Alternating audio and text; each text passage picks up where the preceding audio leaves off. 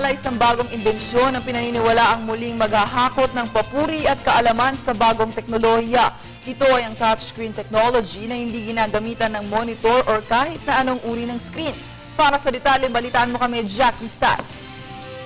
Kadalasang nakakalimutan at nawawala ang remote controls ng mga gadgets.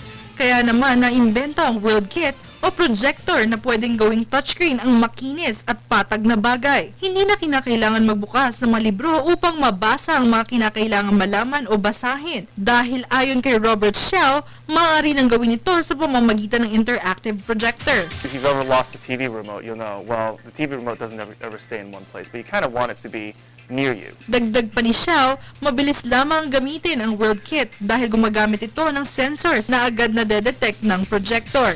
A very big market in people being able to interact with their homes in the same way they do their smartphones, and we see a very big market in being able to expand the space of mobile interaction beyond simply devices, little screens, and out into the world around us.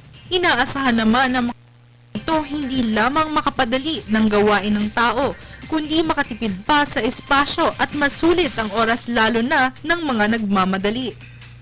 Taas, baba, napakadaling gamitin. Tatampik lang sa imaheng nais at ayan na. Yan ang WorldKit.